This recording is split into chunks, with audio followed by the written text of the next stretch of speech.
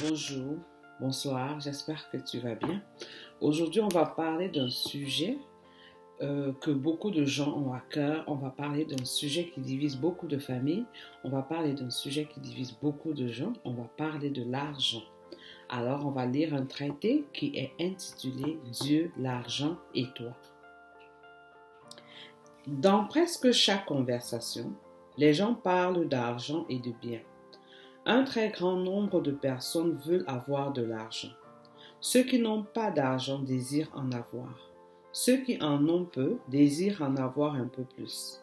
Ceux qui en ont beaucoup en désirent encore davantage. Le millionnaire rêve un jour où il deviendra multimillionnaire. Le multimillionnaire rêve à davantage et davantage encore, et il est loin d'être satisfait. Ayant déjà amassé tout l'argent qu'il pourrait dépenser pendant toute une vie, et ce, avec n'importe quel degré d'extravagance, il continue néanmoins à planifier, à s'inquiéter, à travailler, et il pourrait même corrompre et tuer pour acquérir encore plus d'argent. Il n'y a qu'une petite minorité de gens dans le monde qui n'est pas en train de souhaiter de planifier et de s'inquiéter au sujet de faire plus d'argent. Tu es peut-être l'un de ceux qui rêvent, souhaitent et s'inquiètent au sujet d'avoir davantage et davantage de possessions.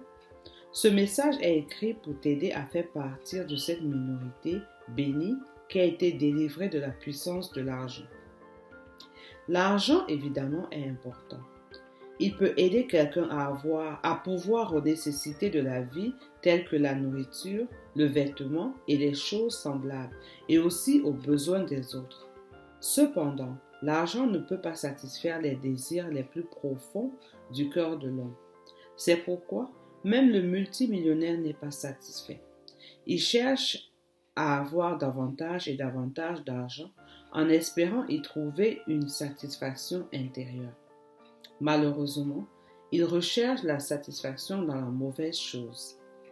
Écoute ce que la Bible dit au sujet de l'argent et de la richesse.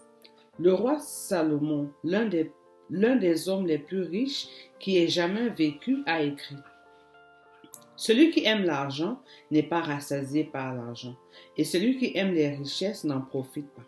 C'est encore là une vanité. Quand le bien abonde, ceux qui mangent abondent, et quel avantage en revient-il à son possesseur, sinon qu'il le voit de ses yeux?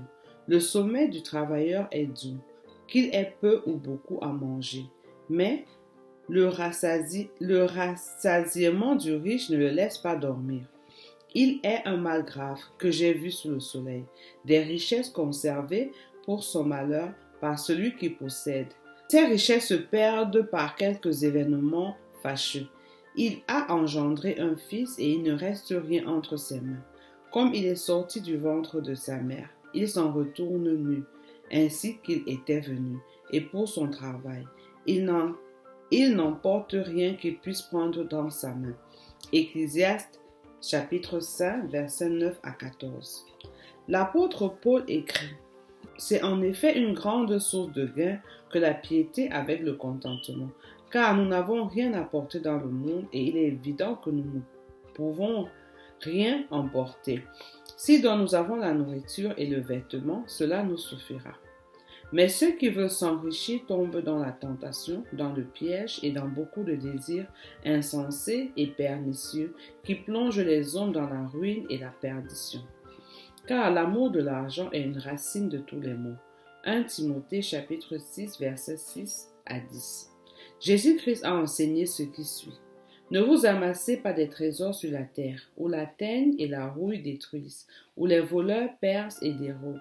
Mais amassez-vous des trésors dans le ciel, où la teigne et la rouille ne détruisent point, où les valeurs ne se percent ni ne dérobent, car là où est ton trésor, là aussi sera ton cœur.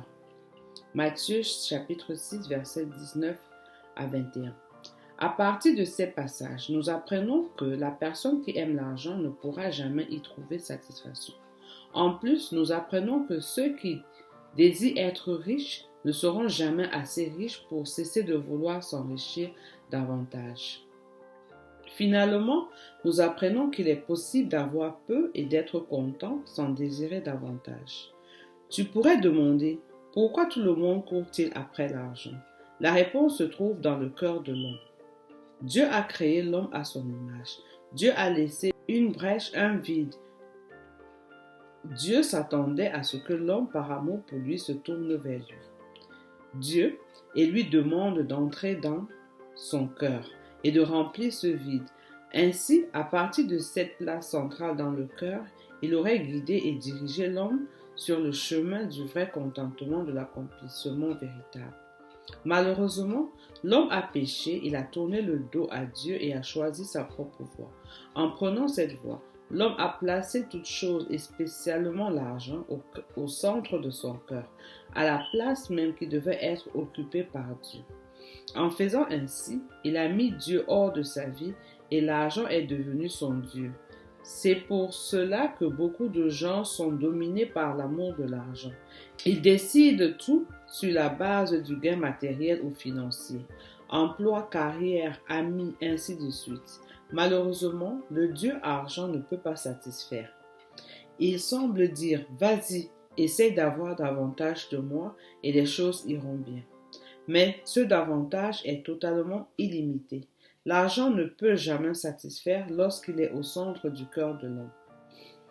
Dieu s'attendait à ce que l'homme l'invite à venir occuper la position centrale de sa vie et à contrôler toutes choses à partir de cette position centrale, afin que sa relation avec lui d'une part et avec les choses d'autre part apporte le contentement et l'épanouissement à l'homme. Malheureusement, l'homme a tourné le dos à Dieu et il a choisi la voie du péché. Dans son péché, il a mis l'argent ou autre chose à la place qui aurait dû être occupée par Dieu. L'argent est devenu le Dieu de l'homme et a pris le contrôle. Par conséquent, l'homme est vide et dépourvu de la direction que Dieu seul peut donner. Chaque être humain a des problèmes fondamentaux. Le premier, c'est qu'il est hors de contact direct avec Dieu, et le second, c'est qu'il est en train d'être dominé par un Dieu, l'argent, au lieu d'être dirigé et orienté par Dieu. La solution du problème. La situation n'est pas désespérée. À cause de son amour abondant et de sa miséricorde envers l'homme, Dieu a décidé de l'aider à sortir du problème. Il l'a fait dans un acte unique et décisif. Il l'a fait en envoyant son Fils unique, le Seigneur Jésus, du ciel, afin qu'il vienne dans le monde et qu'il meure sur la croix, afin de libérer l'homme de son asservissement à l'argent. Jésus-Christ est effectivement venu dans ce monde et il est mort sur la croix, afin de libérer l'homme de la servitude de l'argent et des autres choses. En mourant sur la croix, Jésus-Christ a renversé l'argent de la position centrale qu'il occupait dans le cœur de l'homme et il a ouvert une voie par laquelle tous ceux qui veulent être comblés et conduits par Dieu peuvent pousser Dieu à revenir à la position originale qu'il, Dieu, pourrait occuper.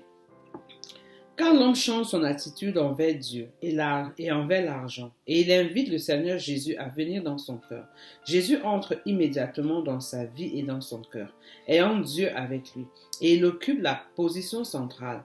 À partir de cette position centrale, Dieu commencera à le conduire, à le diriger et à le contrôler en toutes choses, y compris son attitude et sa relation vis-à-vis de l'argent. Dès lors, l'homme va contrôler l'argent parce que Dieu contrôlera l'homme. Tout marchera d'une manière satisfaisante.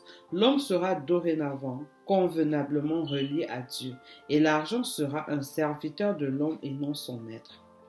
Puisqu'il en est ainsi, tu as besoin d'inviter le Seigneur Jésus-Christ à venir dans ton cœur et dans ta vie maintenant. Quand il y sera, il amènera Dieu avec lui. La puissance de l'argent sur toi sera brisée et la puissance de Dieu sera établie sur toi.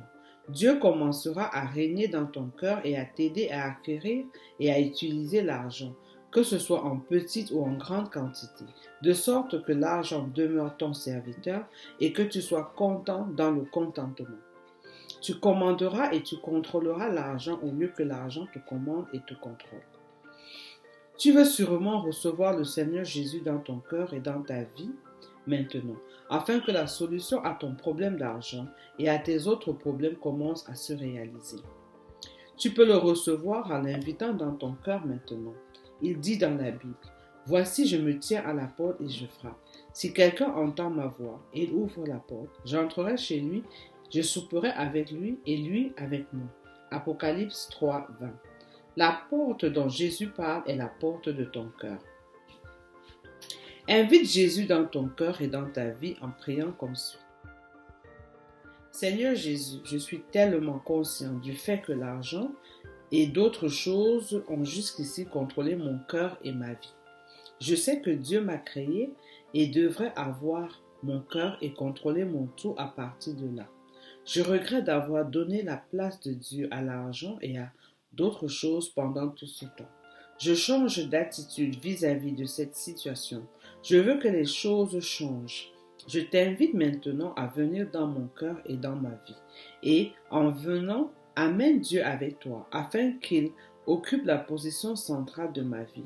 Seigneur, viens afin que les choses soient différentes dès maintenant et à jamais.